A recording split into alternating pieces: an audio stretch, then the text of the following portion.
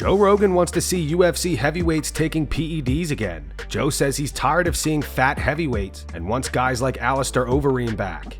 Joe said USADA. When UFC brought in USADA, all of that changed and people's physiques melted. They changed dramatically. Alistair Overeem's the greatest example. Alistair, when he fought Brock Lesnar, got drug tested, and he was saucy as f***. When he's flexing on that stage, that's when he's Ubereem. 260 pounds, solid as f***, ripped, and just one of the more elite strikers on the planet Earth, and Brock was f***ed. They make him take the drug test, and he becomes a normal person with good fighting skills. I mean, he wasn't the Ubereem anymore, this destroyer. I would have loved to see what an Alistair Overeem run on the sauce would have been. My God, it would have been epic. It would have been really wild to see. Oh yeah, I want fun. I don't want to see fat heavyweights. Get the f*** out of here. I want Alistair back. Get them back on the sauce. Tom Aspinall explains why MMA is much safer than boxing. I don't actually watch it because I think it's quite violent. Right. But the bit that gets me is when you can see they're already knocked out and you just still hitting them. And I understand it's your job, but I think, nah, I can't watch that. I would debate it's well safer than boxing. Really? Yeah. You got a glove and you got a big padding on the glove, right? With boxing. You hit someone, you can cuss them, they give them 10 seconds, then you let them go again, hit them again. So it's 36 minutes a boxing fight. Right. That can happen 10 times in 36 minutes. In MMA, you hit them once, they hit the floor, you hit them again, or once or twice, the ref will stop it. What you got to remember about boxing is they've all had like 50 plus amateur fights. Yeah. Some of them have had hundreds of amateur fights, so this has happened for years and years and years. Then they do the pro fights and it happens again and again and again. Yeah. And I just think that even though MMA looks a little bit more brutal sometimes, you put elbows in and kicks and stuff like that, I'm not disputing it's a dangerous sport because it is, but I think it's safer than... Yeah, now that you said that, I actually do agree to I think with big guys, you'll hit them once, rattle the brain, the ref will stop it generally, or they might let you carry on a little bit. Is this MMA or boxing? Both. Okay, yeah. The smaller guys, they don't have that one punch power, so they'll just continue to hit almost concussively for 36 minutes.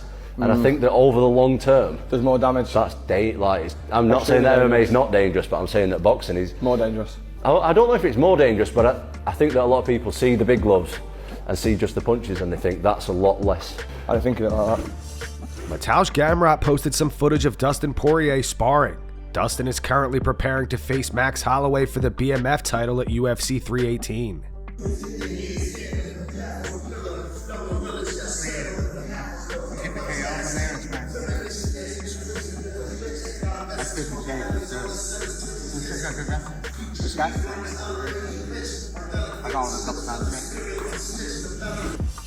Alexander Volkov believes he would have had a shot at the heavyweight title a long time ago if not for Jon Jones. He's voiced frustration over the ongoing delays in Jon defending the belt against Tom Aspinall. Volkov said, "Of course I have a negative opinion about the delay of the Jones-Aspinall fight, because my chances to fight for the championship title are getting smaller, and time is running out. In other weight classes, there's a real conveyor belt of fights. That's why I am unhappy. I would have had a chance to test myself in a title fight a long time ago if it weren't for Jon Jones. But I can understand him. The UFC gives him this privilege. He feels like he is the master of the situation. Jon knows that he will be valuable to the UFC in any case, and he just takes advantage of it. And the question here is not so much about Jon Jones, but about the fact that the UFC allows him to behave this way and shows excessive loyalty to him. As a result, everyone is waiting for it." Khalil Rountree reveals the key changes he needed to make following his loss to Alex Pereira. Khalil fought Alex for the light heavyweight title at UFC 307 and lost via TKO in the 4th round. He is currently preparing to fight Jamal Hill at UFC Baku on June 21st. Khalil said, "I think one of the most important things after the Alex fight for me was to continue to progress. So after even talking to my wife and breaking down the video, thinking what could I have done better, even though I put in a really good camp, and I did my best in that camp. But I always try to think there's always room for improvement, no matter what. And so a few of the things, I feel like I could have improved in my strength. I think I could have had an extra ear in my corner to let me know moments when my opponent was hurt, that I could have capitalized on. And I think just a little bit more support. So right after the fight, that's immediately what I went after. Another thing I wanted to improve on was my grappling. As I climb the ranks and get closer to becoming the champion, knowing that there's going to be guys coming after me to get this belt, I want to be a well-rounded fighter, and I want to be the best version of myself that I can be, in all areas." Kamaru Usman is set to face Joaquin Buckley at UFC Atlanta on June 14th. Belal Muhammad says if Usman wins, he'll probably end up fighting him next. He gets his W, making sure that he's good. And then, all right, now we see what's next. Obviously, when I'm looking at the division, I'm looking at the landscape of the division. When I think of who it could be, obviously jumps out to the table. If Kamaru wins, I feel like it'll be Kamaru. If he beats Buckley, gets past Buckley. You got Ian Gary, you got Brady, and then even if Buckley wins, at the end of the day, I think it's whoever gonna get to, if they do, which I'm assuming Jack and Islam, whoever's next is gonna have to win one. So I think it all comes down to how they match everybody up and put it in there. But I think whoever's gonna get next is gonna have to win one more regardless. And me, I'm gonna make a statement and I'm gonna put it out there, and that I'm gonna get it. So there's not gonna be no guessing.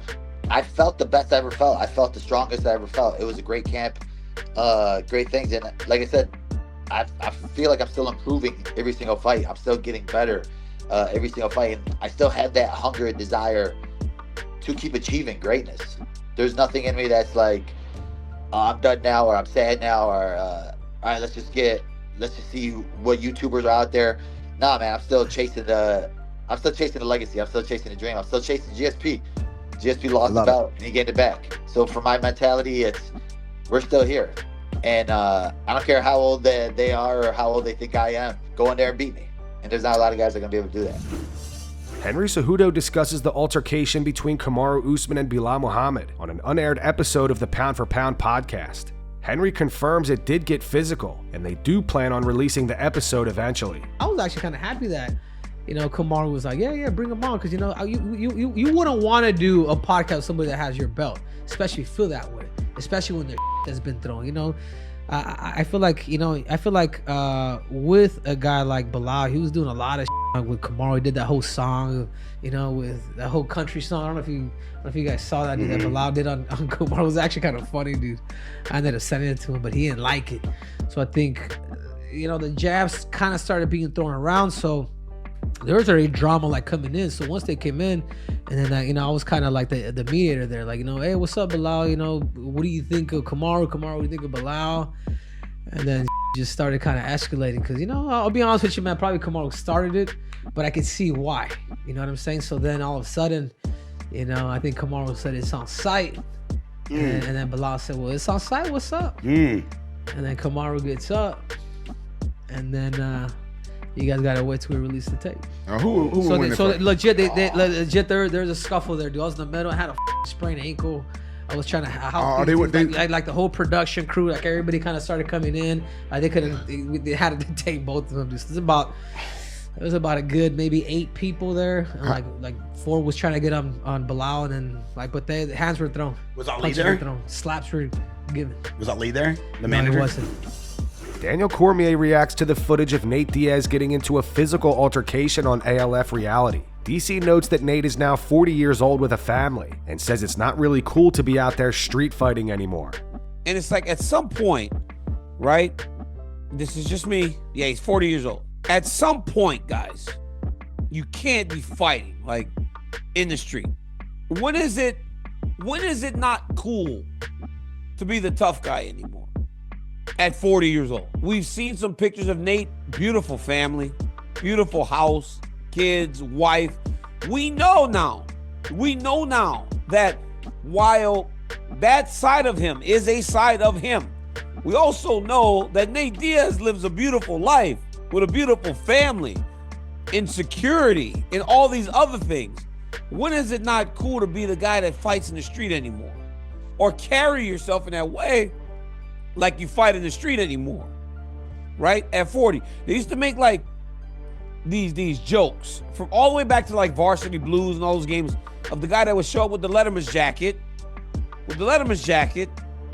That was the quarterback back in the day that still kind of shows up to the party. It's like, we can't go to the party no more.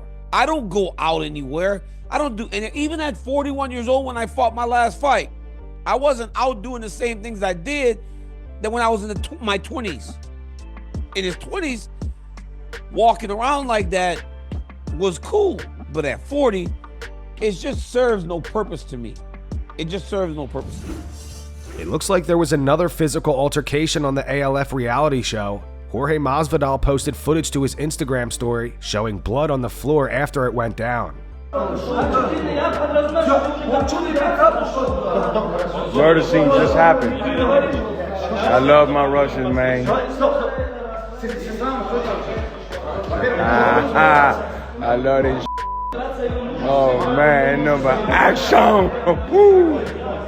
My boys are getting after it, man. Let's go, huh? And that's going to wrap it up for the news. Thanks for watching. For daily MMA news and content, subscribe to Full Mount MMA and click the bell icon to be notified when we post videos. Here are the 3 top comments from last video. The first one's in reference to the petition for Jon Jones to be stripped. It says, "Where is the petition at so I can sign?" It was linked in the description. The second one's from CC Sports Fan. It says, "Not just Jones, but the UFC also has an obligation to Tom, the fans, the division, etc." And the final one's from Rice Cake Johnson. It says, 110% agree with Bisping. Jon Jones is being so petty by not confirming if he's fighting or not, and he's just dragging Tom Aspinall along with his mind games. Those were the 3 top comments from last video. If you want to be featured in the next one, all you have to do is comment down below. And if you missed yesterday's news, click the video on screen right now to get caught up.